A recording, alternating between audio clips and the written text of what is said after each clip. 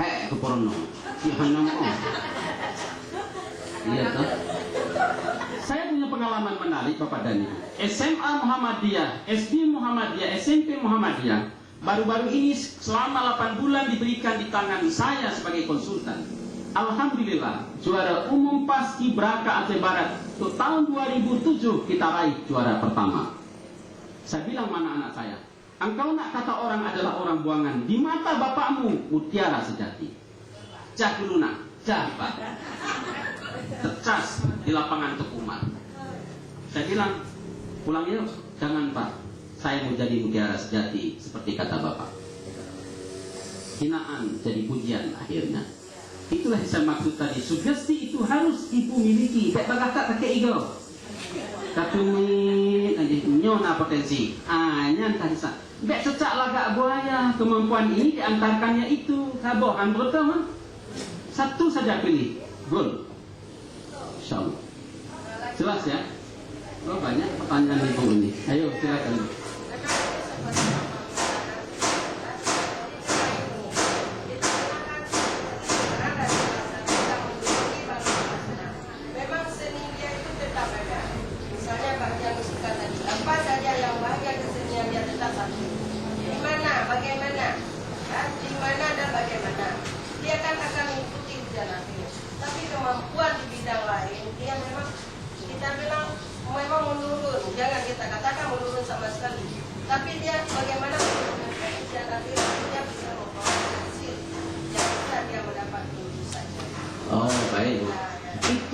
Cara riset yang paling efektif yang kita kenal dengan teori pembelajaran kontekstual teaching and learning. Bagaimana mengaitkan materi pembelajaran yang ada fakta-fakta mimetik, fakta-fakta mimesis yang ada dalam kehidupan dijadikan objek pembelajaran di sekolah dalam bentuk konkret untuk tahap awal. Jangan belajar abstrak kalau kelas 1, 2, dan 3, tapi belajar mengarah kepada benda-benda yang konkret. Jangan bahasa adalah nyaman ketemu Bu. Bahasa adalah insya Allah nggak jadi ahli bahasa. Kepunonan struktur subjek, predikat, objek. Ane ilondu guru bahasa Indonesia saya tidak pernah mengajarkan anak saya untuk bahasa adalah. Jino luar biasa, baru TK luar biasa lancar berbahasa. Pak, adik benci deh, bapak bohongi adik lu kemarin. Tahu dia waktu lalu. Coba bayangkan Bu, kelas sama tahun nilai belajar bahasa Inggris katubi tambah ing. Keputubi tambah ing. Apa yang terjadi hari ini? Satu pun tidak bisa bangsa ini berbahasa Inggris. Oh laju wilayah. Itu baru dapat tubi tambah ing nawategi. Jelas ya? Yang mana? Katubi tambah ing. Bahasa adalah Romani. Iya enggak kira-kira. Etika ada. Nawate adalahnya bukan hari ini tuh. Tidak ada urusan dengan adalah itu. Laju. Itu yang disebut dengan keterampilan proses. Jadi pendekatan kontekstual teaching learning yang pertama adalah konstruktivis. Biarlah dia mencari pengetahuan sendiri. Guru hanya sebagai fasilitator. Jangan sok ceramah. Ya selama ini kan Pak Guru lebih pintar berceramah di depan. Duduklah kamu semua, dia tak supply ya. Iya enggak Bu? Berceramah menghaku-haku itu banyak. Dia nyanyi lihat kok dan Bu, kamu bodoh ini. Iya enggak? Ini sebentar lagi saya tidak ceramah, Ibu yang tampilkan latar belakang pembelajaran tematik ini. Saya hanya sebagai fasilitator. Dari kita untuk kita dan oleh kita, karena Ibu lah yang menemukan, bukan karena Pak Ferdi. Jelas? Yang ibaratnya mencinta Bu, tersimpan di skemata luar biasa lama. Kenapa? Karena aku yang lakoni sendiri. Jelas? Jelas Bu? Hilang selamanya kondisi ini. Dan kurang lebih laginya ceramah. Tapi tidak di sini maksud saya, di tempat lain gitu.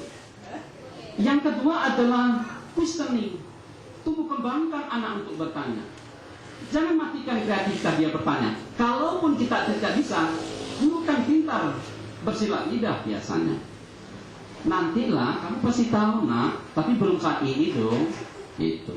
Belum saat inilah ibu jelaskan, pasti nanti ada waktu kamu pasti ketemu. Insya Allah ibu doakan seperti itu. Oh gitu bu, kita nggak nampaknya kan nggak bodoh kan masih pintar.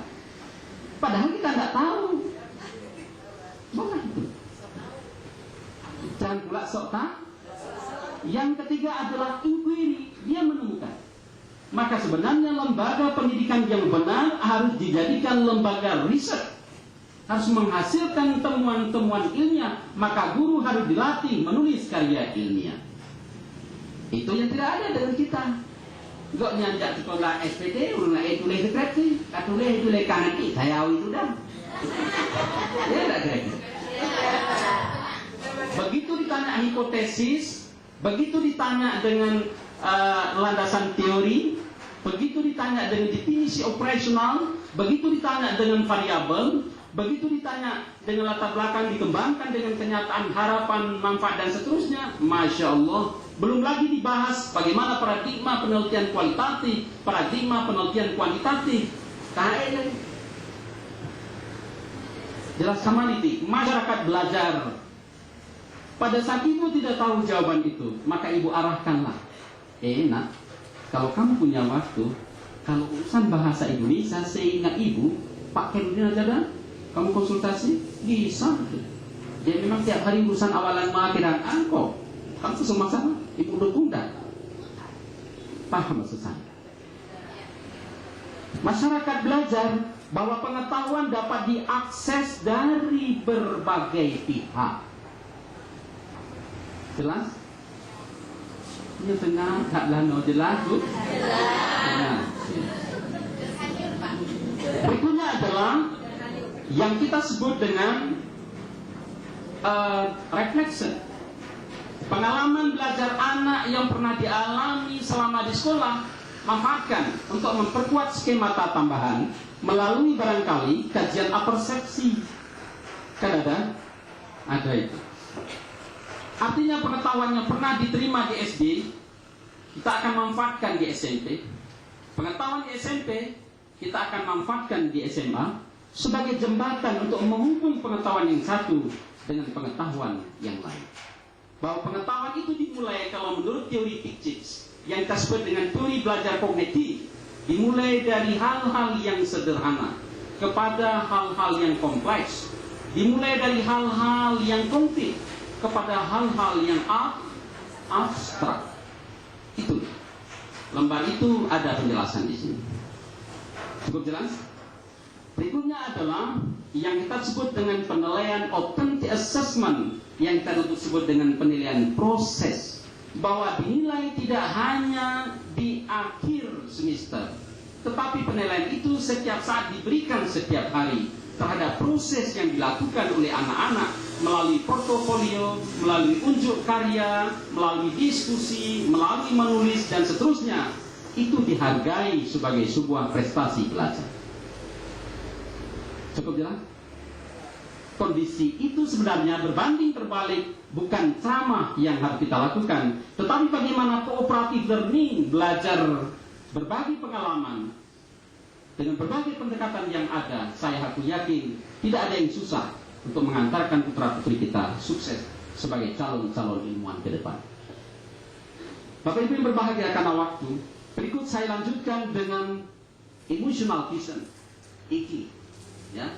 Emotional vision. Ada kecerdasan yang kedua, adalah kecerdasan dari segi psikologi. Pertama adalah kecerdasan emosi. Ini yang dimaksud adalah kemampuan mengenali perasaan sendiri, orang lain, motivasi mengelola emosi dengan baik dan berhubungan dengan orang lain. Pertama, berkaitan dengan kecerdasan ini adalah kesadaran diri. Yang kedua adalah pengaturan diri. Yang ketiga adalah motivasi. Yang keempat adalah empati. Itu yang hampir hilang di negeri Indonesia, negeri Nusantara ini. Kalau ada saudaranya yang musibah di sana, kepegah lekanya. Nah, dalam. Hai kuku. Baik apa gedehna. Apa yang tidak ada empati hari ini, sudah jadi pejabat sedikit pun tidak ada perasaan keluh kesah, karena itu adalah harta rakyat.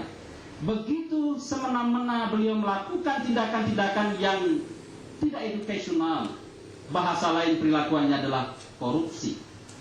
Padahal harus ada empati bahwa saya ini dititipkan amanah, maka amanah itu harus saya sampaikan kepada berbagai pihak. Berdasarkan pengetahuan yang saya terima, saya harus bertanggungjawabkan ini kepada Allah Subhanahu wa Ta'ala, kepada bangsa dan negara. Oleh karenanya saya tidak boleh aniaya kepada yang lain, karena saya adalah sebagai pemimpin. Apalagi saya punya gelar SE, sarjana ekonomi, saya bukan sarjana ecek-ecek. Ya, nah.